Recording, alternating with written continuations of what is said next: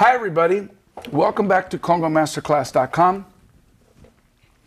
Here with Colin Douglas and Remy Spiro, and Jesus and I thought it would be, not only did we think it would be a good thing, but we've had a number of requests from a lot of you guys to talk about how you put a salsa percussion section together, how it actually works. And we have a lot of videos, of course, of conga drum parts and bongo parts and timbal parts. But now we want to show you how it actually all fits together as a unit, because people, I think a lot of people don't understand that we work as a section and as a team, and that it's not just sort of, oh, I think I'll do this now. Everything that we play is in conjunction with the people in your section. So we also have a lot of requests for how you go about soloing in a salsa context, but I think it's important that we lay the groundwork for that first. And so we're gonna show you how we work as a team, and then we'll talk about how you solo. So I think with Jesus's permission, I'd like to sort of call this like different levels of activity. And the first level, if you will, is the one where the dynamic level is the lowest, and where we're really locked into a very sort of low dynamic level position. Remy's going to play clave for us. So sometimes Jesus may double him just to show you how you can play cascara and clave at the same time. But we want you to always have the clave going so you know where we're at. We're going to do everything today in 2/3 clave, but you always want to remember that you have to be able to do it 3/2 as well. Just for the sake of consistency, though, today we'll do it all 2/3. So what I call level 1 is where the conga player is playing on one drum and the most basic tumbao. So I'll be playing this. Actually, let's have Remy play clave. 1, 2, 1, 2, 3, 4.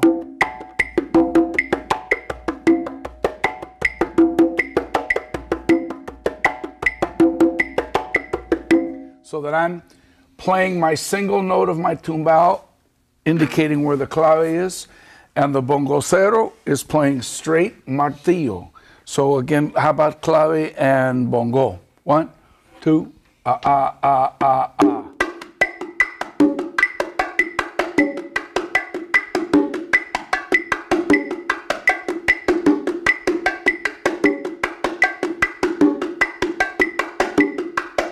I'll join them.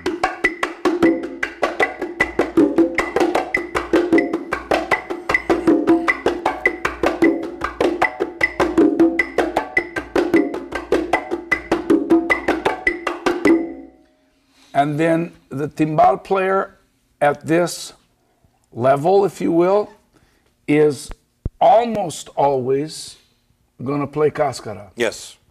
And Jesus, anything you want to add to that before you actually play it?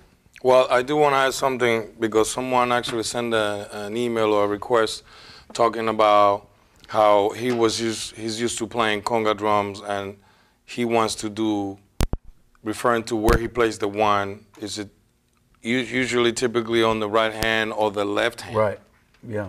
So in this case, it is important to remember, because it depends on what style the music you're playing, the one can be in either hand. So just for the sake of argument, if you're playing popular music, however, and you're playing a straight tumbao, your downbeat and the one is on the left-hand side. So for the person who specifically asked for that question, I'm sure that a lot of other people have that. Notice when Mike was playing that he's like 1 and 2 and 3. So 1 is just a bass tone. And it's with my because I'm right-handed, that's with my weak hand. So my strong hand is playing the accents, but the beat. Exactly. So yeah, that's important to know that. So For a right-handed person, as Michael says, the one would be on the left-hand side. And if you are a left-handed person, then the one would be the other way. Okay, other than that, as we were before, I would just, at the beginning of a song, for example, I would just play straight cascada. I may choose to play clave with it or not. In this case, you know, I can just do, for example, this one with the clave, yes? Yeah, why not? 1, 2, 3, 4.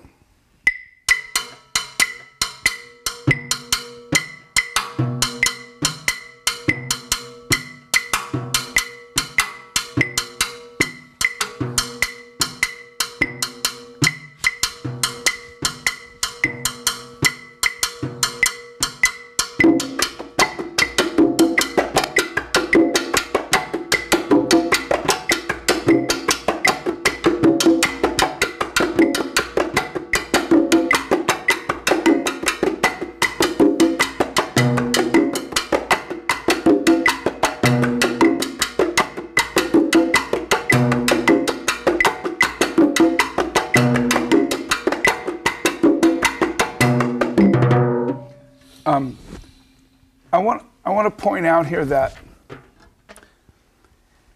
when you hear just the percussion like this, you have to remember that there's a whole band playing. There's a bass, there's a piano, there's a singer or horns. The tendency when you don't hear all that other stuff is to think you got to play a bunch of stuff to fill up all the space and all the sound.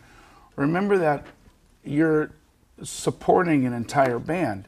So we're playing very consistent ostinato patterns because, let's say at this point in a song, the singer is singing the verse. They're the focus of the music.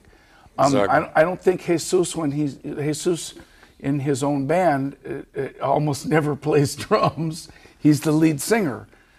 And I don't think he wants to hear a timbal player playing a bunch of stuff behind him when he's trying to sing his verses. Especially on the verses and stuff, yeah. So, so keep in mind then that the discipline of playing really good time, really good clean sound is as much of a learned art form as soloing at 1,000 miles an hour.